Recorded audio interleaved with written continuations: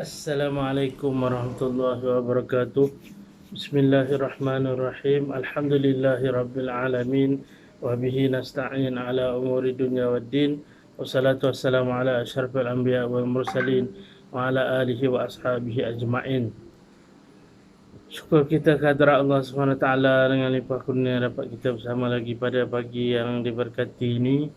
InsyaAllah pada hari ini kita akan masuk kepada satu juzuk daripada fiqh yang dinamakan fiqhul munakahat, iaitu hukum akam berkaitan dengan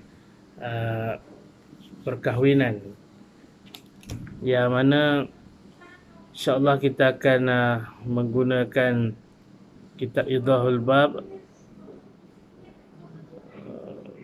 karangan ulama Fatani yang kita sayangi, Syekh Daud Al-Fatani, dan kitab ni menggunakan bahasa Melayu lama yang ala ataupun lorat petani lah. Dan bagi pihak Jabatan Agama Islam di Perak, kita telah pun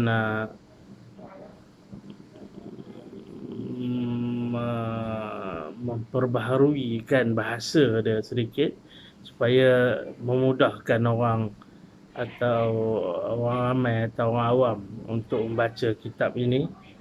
Tetapi belum siap sepenuhnya lah, dan insyaAllah kita cuba bincang setakat mana yang kita dapat fahami, dan melalui kitab ni mudah-mudahan kita dapat mengetahui asas-asas di dalam munakahat supaya kita dapat menjadikan alam rumah tangga kita ini betul-betul sesuai dan mampu membawa kita menuju ke jannah. Bukan hanya sekadar kita doa aja, doakan pengantin dan sebagainya, tetapi dari segi perhayatannya kita tak pun menuju ke arah jannah tu. Okey. Jadi kitab ni dimulakan dengan bab kelebihan nikah, mereka yang sunat bernikah, ciri-ciri perempuan yang sunat dinikahi, dan perkara yang disunatkan dalam pernikahan, insyaAllah. Sebenarnya terlalu banyak ayat Al-Quran dan hadis Rasulullah SAW yang menceritakan tentang kebaikan dan kelebihan bernikah tu. Antaranya dalam surah An-Nisa ayat ketiga, Allah Subhanahu Wa Taala menyebut, a'udzubillahi minasyaitonir rajim, fankihu ma taba lakum minan nisa mathla wa thulatha wa ruba'. Ini ayat yang biasa dihafal oleh lelaki-lelaki yang nak berpoligami lah. Mana Allah SWT mengatakan, maka nikahlah dengan perempuan-perempuan yang baik di kalangan kamu, 2 orang, 3 orang ataupun 4 orang. Okey. Saya tak nak bincang panjang lah pasal poligami tu. Okey. Juga ada ayat lain dalam surah Al-Furqan, Allah SWT menyebutkan, wallazina yaquluna rabbana hab lana min azwajina wa dhurriyyatina qurrata a'yun waj'alna lil muttaqina imama. Dan mereka yang berkata, wahai Tuhan kami, kurniakanlah untuk kami daripada isteri-isteri kami dan zuriat-zuriat kami penyejuk mata hati kami, dan jadikanlah kami imam bagi orang-orang yang bertakwa. Okey, tak apa, kita tidak bincang panjanglah tentang ayat-ayat ni, yang boleh kita faham betapa Allah menjadikan perkahwinan itu sebagai wasilah ataupun kaedah untuk kita mendapatkan zuriat dan membina sebuah keluarga yang akan menjadikan kita menyambung keturunan kita hingga ke hari kiamat, insyaAllah. Okey, dalam hadis Nabi SAW yang banyak, antaranya Nabi SAW menyatakan, Ya ma'syarasy syabab, man istata'a minkumul ba'a falyatazawwaj, fa innahu aghaddu lil basar wa ahsanu lil farj, wa man lam yastati' fa alaihi bis-shaum, fa innahu lahu wija'. Wahai pemuda, barang siapa yang mampu di kalangan kamu untuk berkahwin, maka kahwinlah. Sesungguhnya kahwin itu boleh merendahkan pandangan, wa ahsanu lil faraj, melihara kemaluan, dan barang siapa yang tidak mampu untuk berkahwin, fa'alahi bisawm, maka hendaklah dia berpuasa, kerana sungguhnya puasa itu adalah perisai. Ini yang berlaku pada PKP ni. Bila kita hentikan akad nikah demi nak menjaga keselamatan, ramai yang mengungut tak dapat kahwin, dan kita nasihatkan puasa lah kan. Tapi itulah, puasa pun tak larat juga sebenarnya kan. Dia dah rancang lama dah nak berkahwin, tapi akhirnya tak tahulah, kita pun tak tahu nak bayang perasaan mereka macam mana kan. Tapi bila kita buka pula, rupanya tak ramai juga yang nak berkahwin. Bila kita buat dengan prosedur yang ketat, buat di pejabat sahaja, memang tak meriah lah kan, tak meriah. Hanya boleh dihadiri oleh pasangan pengantin dan wali perempuan sahaja. Tak adalah satu kampung nak datang sebagainya nak tengok. Itu akhirnya tak ramai mana pun sebenarnya berbanding dengan gegak gempitanya yang marah jabatan ni tak benarkan kahwin dan sebagainya kan. Okey, tak apalah, alhamdulillah keadaan dah kembali pulih. Mudah-mudahan sejarah ini takkan berulang lah dalam kehidupan kita, insya-Allah. Kemudian dalam satu hadis Nabi SAW, "Idza mata ibnu Adam inqata'a 'amaluhu illa min salas, sadaqatin jariyah aw ilmun yuntafa'u bihi aw waladin salihin yad'u lah." Apabila mati seorang anak Adam, seorang manusia, maka putuslah segala amalan mereka kecuali 3. Sedekah jariah atau ilmu yang boleh diambil manfaat daripadanya, ataupun anak yang soleh yang sentiasa mendoakan kedua ibu bapanya. Jadi anak yang soleh ni tak akan dapat kita perolehi melainkan dengan cara berkahwin. Okay, itulah kelebihan berkahwin dan sebagainya guys. Dan ada banyak lagi lah, antaranya Nabi sebut, tanakahu wa tanasalu fa inni ubahi bikumul umamu yaumal qiyamah. Berkahwinlah dan beranak pinaklah, sungguhnya aku bangga dengan hari akhirat dengan ramainya umat aku.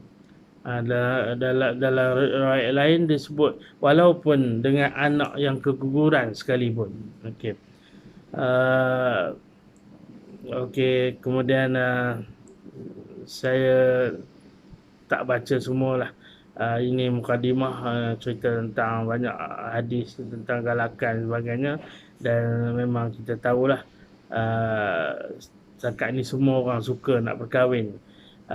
Cuma tak ramai lah, adalah seorang dua yang kadang-kadang dia tak tahulah, dia tak ada jodoh ke apa ke, tapi dia membujang sampai ke mati. Tak tahu apa sebab lah, tapi dalam sejarah sebenarnya ada jugalah beberapa orang ulama-ulama kita yang mengambil jalan untuk membujang, ataupun mungkin dia bukan itu keinginan sebenar dia, tetapi tak sempat. Contohnya Imam Nawawi. Imam Nawawi, tokoh besar dalam mazhab Syafi'i kita pun membujang, tak sempat berkahwin, dan Allah tamatkan riwayat beliau pada umur yang agak muda, dalam 40-an. Maknanya dia tidak sempat berkahwin lah. tapi khazanah ilmu yang ditinggalkan dengan penumpuan beliau terhadap ilmu itu berbaloi lah, orang kata berbaloi untuk keseluruhan dunia, seluruh dunia Islam, terutama yang bermazhab Syafi'i ni. Orang kata tak ralat lah. Orang Perak kata tak ralat. Maknanya kita kalau kita nak membujang dengan sebab ada, biarlah ada sebab kan. Kurang-kurangnya ada jasa yang kita boleh taburkan kepada masyarakat yang boleh dikenang dari zaman berzaman. Kalau setakat tak ada apa pun, kahwinlah lebih elok lah. Itulah. Ada pun mereka yang sunat bernikah tu, okay. Maka sunat muakkad bagi yang berkehendak kepadanya. Ini kita tak gariskan A, B, C sebagainya lah. Kita ikut inilah macam mana penyusunan kitab ni. Sepintah lalu. Yang ni kita bukan nak peksa. Jadi kita ambil pengajaran saja. Okey. Sunat muakkad bagi yang berkehendak kepadanya. Memang ada keinginan nak berkahwin. Jika dia ada belanja, kalau dia mampu mas kahwin, dia mampu pakaian dan makanan, dalam kitab tersebut pada hari tersebut, hari akan datang tak payah ke? Hari akan datang siapa pun tak boleh jamin.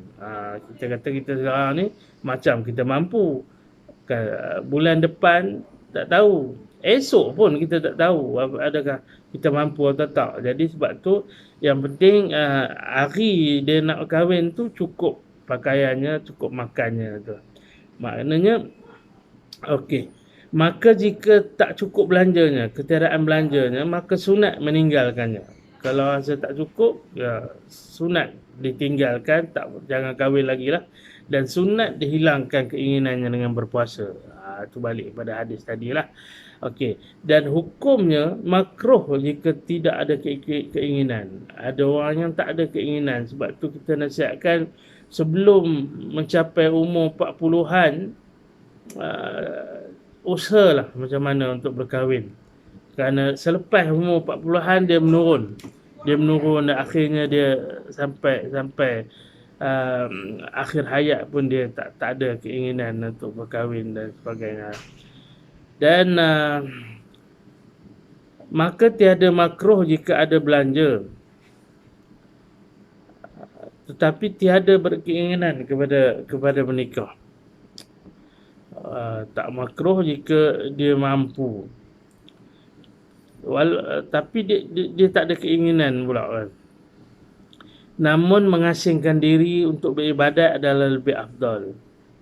Kalau jika dia ahli ibadat. Kalau ada orang ni dia memang rajin beribadat dan sebagainya, kalau dia nak tumpu kepada ibadat dia, okey, macam Imam Nawawi tadi, dia tumpu kepada dunia ilmu dia. Tapi sekiranya bukan ahli ibadat, maka nikah tetap lebih afdal. Sebab tu sebut kalau ada sebab lah, dan sebab tu ada manfaat untuk masyarakat. Kalau tak ada, apa pun kahwin lebih baik daripada tak kahwin lah.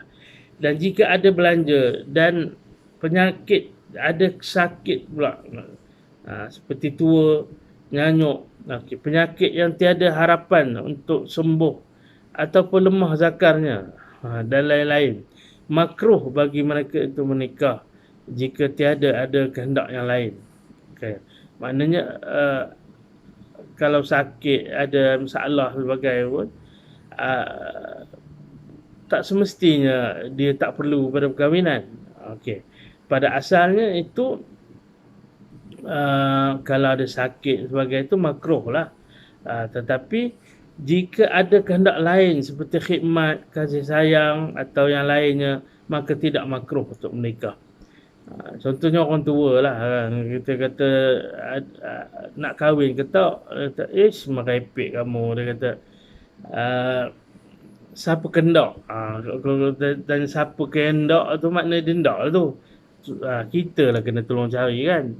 Sebab tu inilah pesan anak-anak lelaki lah. Anak lelaki kalau kita ada bapa yang sudah umur ni lanjut, yang dia tak ada mak, dah tak ada dah, bapa hidup membujang seorang, tak ada isteri.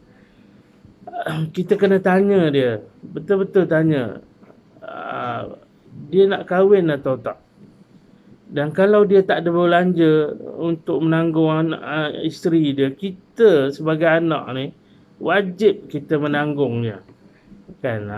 Itu disebut furuk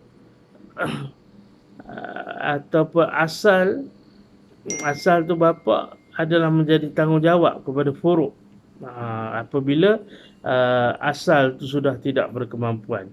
Ini bagi orang lelaki lah, tapi bagi orang perempuan pun sebenarnya sama. Cuma perempuan ni selalunya dia terlalu setia kot, istilahnya lah. Kita selalu tengok kalau seorang perempuan yang kematian suami, dia akan menjanda atau jadi balu sampai akhir hayatnya pun ada. Dia tidak akan mencari ganti dan sebagainya. Tapi benda tu tak berlaku pada orang lelaki lah kebanyakannya. Tapi nak buat macam mana ya, orang lelaki ni memang tak boleh hidup tanpa pasangan kot, kan. Yang tak kahwin lagi tu tak apa, bila dah kahwin, kalau mati bini, orang kata ya Allah, baju pun tak sereka. Itu masalah. Seolah dia tak tahu nak buat apa dah. Dia jadi bengong kalau tak ada isteri. Sebab itu bagi orang lelaki ni memang kena tanya dia, ataupun pujuklah dia untuk berkahwin, dan kita tolong carikan. Dia akan jadi masalah dalam kehidupan dia kalau tidak ada pasangan. Okey, kemudian ada juga yang ini bukan soal hubungan kelamin semata-mata sebenarnya. Ada orang yang dah tak berkendak kepada itu pun, tapi dia hanya nak kasih sayang, dia nak perhatian, dia nak teman tidur, boleh bersembang, itu je, menghilangkan kesunyian. Itu juga adalah salah satu peranan perkahwinan yang tidak menjadi makruh walaupun dia sudah tua dan sebagainya lah. Okey, dan sunat dia berniat nikah untuk melaksanakan sunnah Nabi. Dalam kita menikah ni, jangan kita hanya berniat semata-mata untuk melampiaskan nafsu semata-mata, walaupun tak salah sebenarnya. Memang itu pun salah satu tujuannya, tapi jangan jadikan itu semata-mata.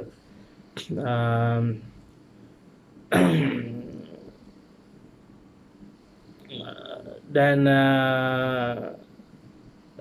niatkan juga untuk kita menghindarkan diri daripada maksiat sepanjang masa dalam tempoh perkahwinan itu. InsyaAllah kita akan dapat pahala menghindarkan diri kita daripada maksiat kepada Allah SWT.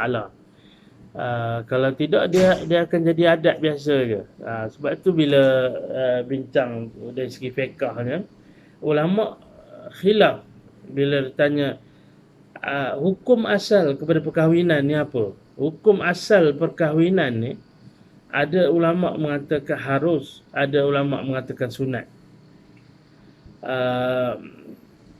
Kenapa sunat? Sunat biasalah sebab dia satu yang dianggap ibadat, tuntutan sunnah Rasul sallallahu alaihi wasallam. Memang sunatlah untuk kita melakukannya. Macam mana boleh kata asal harus ni, ulama yang mengatakan begitu? Kerana perkahwinan ini bukan hanya manusia semata-mata. Makhluk lain pun, binatang pun berkahwin, pokok pun berkahwin. Jadi itu nak menunjukkan bahawa tak perlu agama pun untuk manusia berkahwin dan berpasang-pasangan ni, untuk membiak keturunan sebagainya. Maknanya cuma kita bagi umat Islam itu datang melengkapkan kaedah perkahwinan itu dan menjadikan perkahwinan bukan sahaja hanya ikatan mencampurkan antara dua pasangan sahaja, dua orang yang berpasangan itu, tapi dia melengkapi, memaknakan perhayatan kepada perkahwinan itu sampai ke akhir hayat, insya-Allah. So kita juga boleh niatkan untuk kita menambahkan umat Nabi Muhammad sallallahu alaihi wasallam, kerana Nabi sallallahu alaihi wasallam berbangga dengan ramai umatnya di hari akhirat kelak. Adapun sunat pada perempuan yang dinikahi itu perempuan yang soleh, yang punya agama, kerana sabda Nabi sallallahu alaihi wasallam, hadis yang selalu kita baca, kita dengar, tunkahul mar'atu li arba'in, lima liha wali jamaliha wali hasabiha wali diniha fasfar bizatid din taribat syadak. Dinikahi seorang perempuan itu kerana empat: kerana hartanya, kerana kecantikan dia, kerana keturunan dia, dan kerana agamanya. Ini Nabi sebut fenomena yang berlaku lah. Biasanya perempuan itu dipilih untuk dinikahi kerana empat faktor: kerana harta, kerana kecantikan, kerana keturunan, dan kerana agama. Fasfar bizatid din taribat yadak. Nabi kata, maka pilihlah yang lebih beragama, kerana saya kamu akan beruntung. Nabi tak halang sebenarnya untuk pilih empat-empat, ada. Tapi susah sangatlah, rare lah nak cari empat-empat sifat itu ada. Tapi kalau boleh, itulah kemuncak yang perlu kita cari. Tapi kalau tak ada, kita ikut prioriti lah. Prioriti dia dimulakan dengan agama, kan, pentingkan yang beragama. Dan lagi disunatkan bernikah dengan perempuan yang sempurna akal dia dan masih gadis. Nabi SAW menyebut dalam hadisnya, alaikum bil abkar fa innahunna a'zabu afwaha wa anthaqu arhama wa askhanu aqbala wa arda bil yasiri minal amal. Lazimilah kamu berkahwin dengan gadis, kerana sungguhnya gadis ni lebih manis mulutnya. Gadis ni kalau nak banding dengan janda ni dia dah ada pengalaman sebagai apa. mungkin inilah, adalah, tak semua begitu kan, tapi dia boleh lebih lancang lah mulut dia kan. Mungkin akan menyebabkan suami yang tak tahan tu akan banyak kecil hati sebagai kalau kita pilih yang gadis itu, dia akan lebih menghormati. Secara dasar dia akan lebih penghormatan dia terhadap suami lah. Okey, kemudian lebih manis mulutnya, lebih suci rahimnya, lebih baik kemaluannya, dan lebih redha dengan sedikit amal atau dengan sedikit persetubuhan lah. Yalah, ini benda yang subjektif lah. InsyaAllah bagi orang yang berkahwin dia lebih faham lah. So insyaAllah. Melainkan sunat juga jika dia berhajat bernikah dengan janda kerana lemah kemaluannya atau kerana ingin melihara anak sebagainya. Kita tak ada masalah apa sebenarnya nak kahwin dengan janda dengan ada alasan-alasan tertentu. Tapi pada asalnya Nabi suruh pilih anak dara dululah. Ini bersamaan dengan fitrah manusia itu sendirilah. InsyaAllah.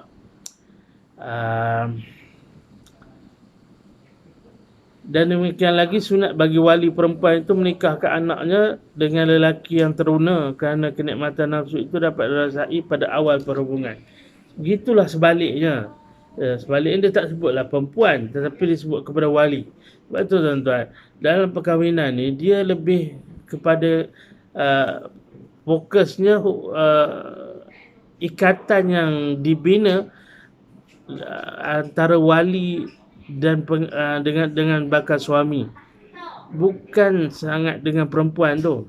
Okey, kerana ini daripada awal tu, kerana akad nikah tu, yang dua yang berakad adalah wali dan pengantin lelaki, bukan perempuan. Tetapi perempuan adalah amanah terhadap perkahwinan itu. Bukan makna perempuan tu tak penting, tapi maknanya sebelum ini segala tanggungjawab dan amanah dipikul di atas bahu para wali untuk menjaga perempuan, seorang perempuan sebagainya, dan amanah itu beralih kepada suaminya melalui akad nikah tersebut. Okey, sebab itu bagi wali kena pastikan betul-betul dia mengahwinkan dengan orang yang sesuai, dan kalau boleh ditelik satu-satu ciri-ciri lelaki sebagaimana perempuan tadilah. Pilih yang beragama tu terlebih dahulu. Kemudian kalau ada yang keturunan baik-baik, kemudian kalau ada yang kaya, kadang ada rupa sebagainya. Ini untuk lebih menggembirakan perempuan itu dalam menerima suami dia lah. Walaupun pada asalnya wali, terutamanya bapa dan datuk, yang disebut sebagai wali mujbir, yang dia boleh memaksa ataupun dia boleh mengahwinkan anak perempuan dia atau cucu dia dengan tanpa kerelaan perempuan itu sendiri. Namun begitu, untuk mengharmonikan suasana, sunat dia meminta izin daripada perempuan tu untuk dia mengahwinkannya. Dan sunat menikahi perempuan yang subur lagi pengasih kepada suaminya, berpandukan maklumat daripada kerabatnya dan mempunyai keturunan orang soleh. Ini kalau kita nak tengok perempuan tu, kalau boleh cari yang banyak subur, tengok dia ada berapa beradik. Itu dia boleh dilihat kepada mak, sepupu-sepupu dia dan sebagainya. Adakah keturunan memang keturunan yang banyak anak, ataupun anak tunggal saja sebagainya. Kalau boleh cari yang lebih subur, dan cari kerabat orang-orang yang keturunan ulama, orang soleh, dan orang yang baik-baik lah, insyaAllah. Dan makruh bernikah dengan anak zina. Okey, anak zina ni tak ada berdosa dan tak ada masalah apa-apa sebenarnya. Tetapi dari segi nak memilih orang yang untuk kita nikahkan ni, istilah yang disebut makruh ini ialah ini terbuka kepada perbezaan pandangan para fuqaha lah. Ini tidak bermakna dia jadi satu masalah besar kahwin dengan anak zina. Tapi kalau kita nak tenang, nanti tak timbul apa-apa, nanti orang bertanya waktu akad nikah lah apa, dia akan timbul kenapa guna wali hakim sebagainya. Sebenarnya benda tu boleh dielakkan pun, dan ada kaedah lah untuk tidak menzahirkan perkara-perkara tu, dan orang pun tak ada hak nak tanya apa orang lain sibuk kalau dia guna wali hakim tak wali hakimnya. Tapi dia mungkin menimbulkan sesuatu yang ada orang tak tahan, ada telinga tak tahan sebagainya kan. Kalau jenis tak ada apa, semua tak kisah, tak ada apa. So itu maksudnya lah. Dia sama macam dalam fiqh solah, dalam solat jemaah tentunya juga khilaf aula disebut, kalau boleh jangan dijadikan anak zina itu sebagai imam. Dia tidak utama untuk dipilih sebagai imam. Bukan masalah ni kalau bacaan dia bagus, apa dia pun orang bertakwa dan sebagainya, tak ada masalah dengan imam dia.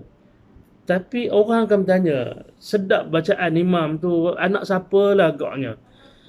Yang tu kita nak jawab pun susah juga kan. Anak siapa maknya ada, tapi orang akan tanya bapaknya siapa. Itu masalah. Kalau masalah ni masalah masyarakat, Kalau orang yang semua faham, tak ada masalah. Tak apalah kita kata dia bapaknya tak ada. Faham sudahlah. Tak ada masalah apa pun. Tapi masyarakat kita yang masih tak faham dan benda ni berterusan gitu. Masyarakat tak akan faham-faham lah. Ada juga yang jenis tak kerti bahasa ni. So itu masalah dia. Kemudian anak yang dia pungut, mana anak pun tak tahu. Nanti orang bising, ni anak siapa lah, tak anak zina lah, tak macam-macam. Sedangkan anak tak ada masalah apa pun. Anak yang tidak diketahui bapaknya. Itu anak orang fasik dan juga anak pengamal bid'ah. Ini disebut oleh kita ni ulama fiqh begitu.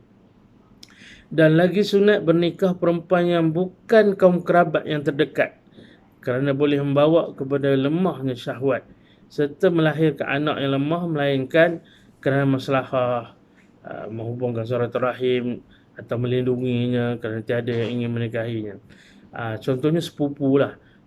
Sepupu yang dekat kerabatnya. Kalau dari segi saintifik, dia ada unsur genetik yang daripada keturunan yang buruk-buruk ni, dia dah terpisah bila kita berkahwin dengan orang luar.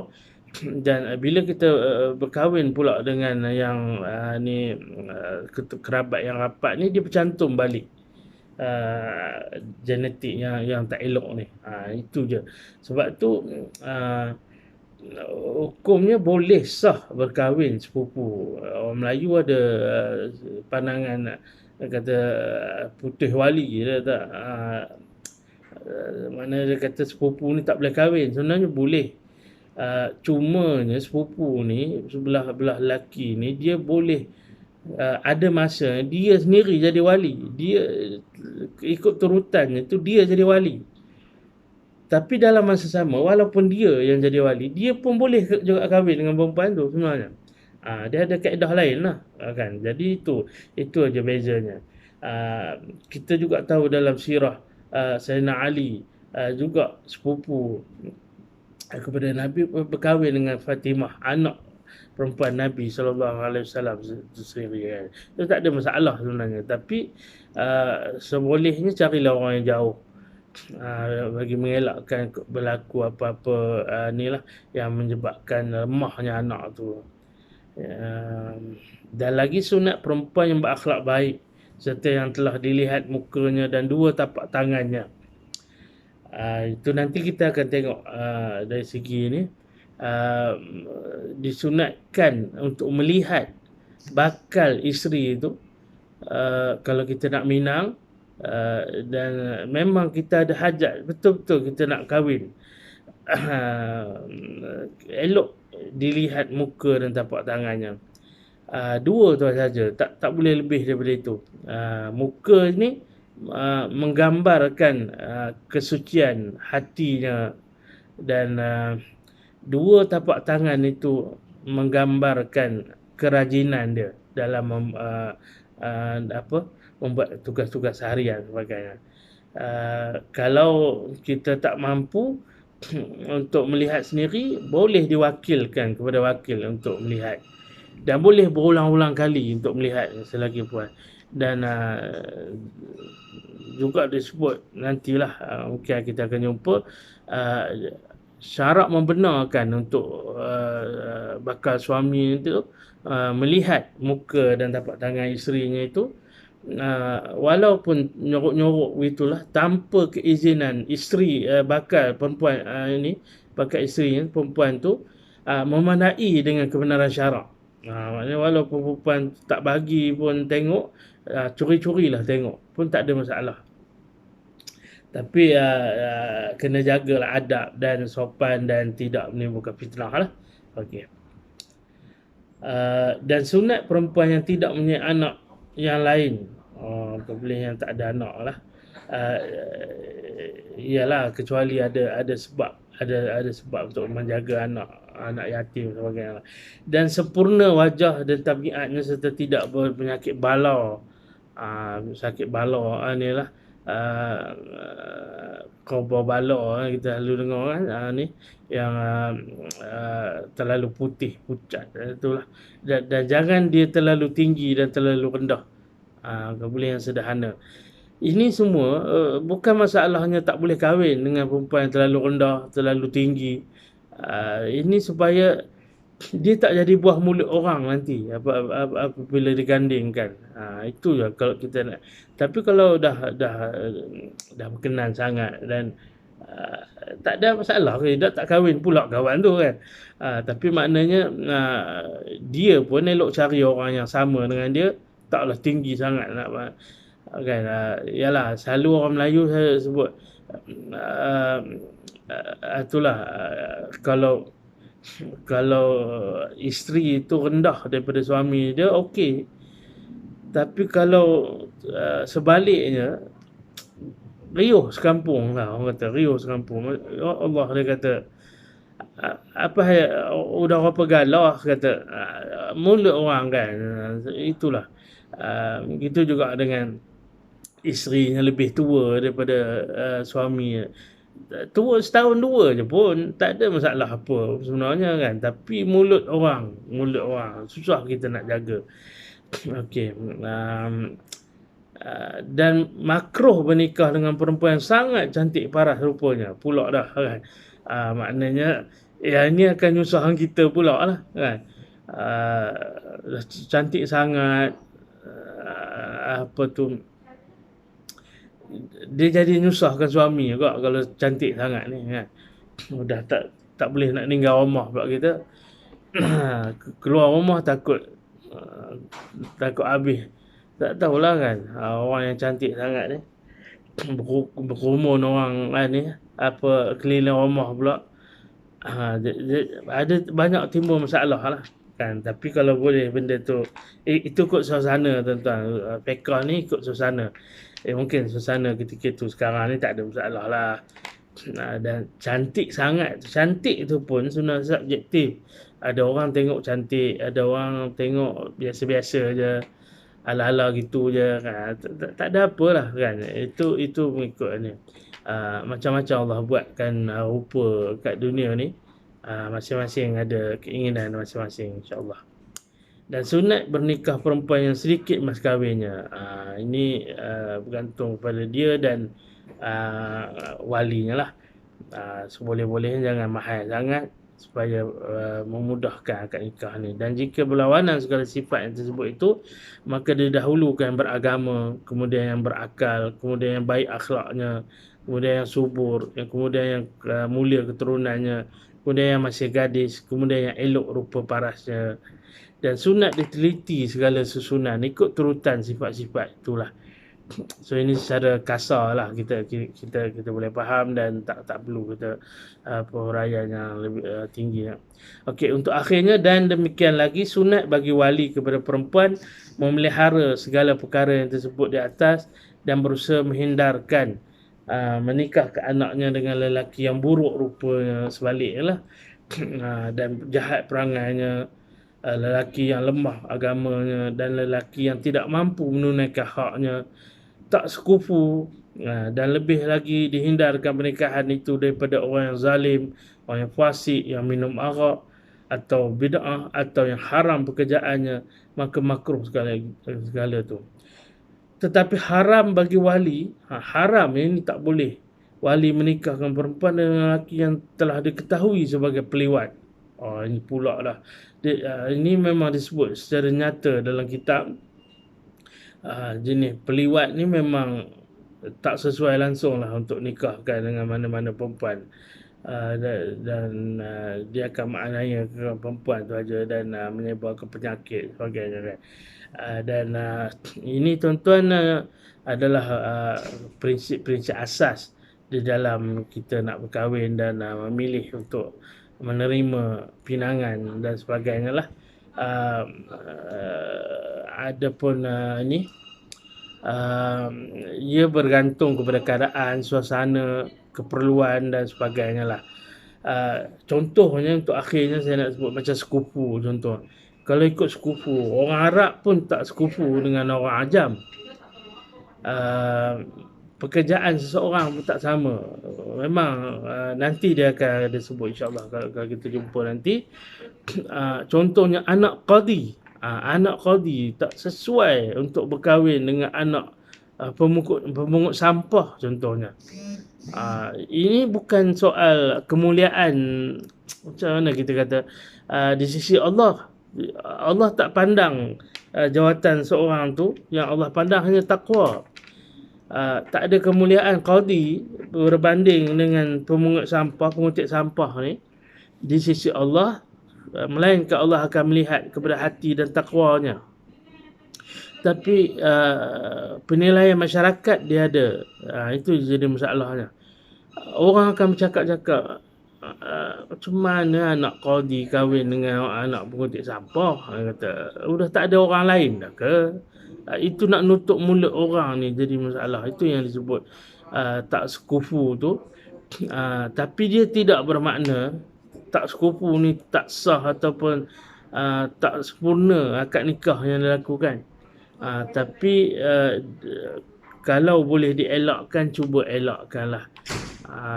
Pipit sama pipit, enggang sama enggang, itu orang Melayu sebut kan.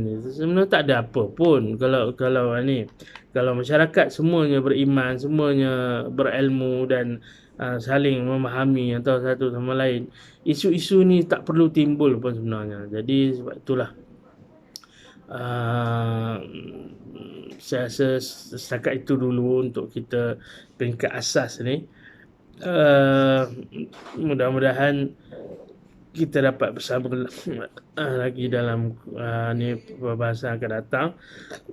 Untuk awal ni cukup untuk kita memahami secara kasarnya konsep munakahat itu, bagaimana Islam sekecil-kecil benda pun diambil perhatian oleh Islam ini dalam nak memastikan rumah tangga yang bakal dibina itu adalah rumah tangga yang aman, damai, tunduk kepada kehendak Allah SWT.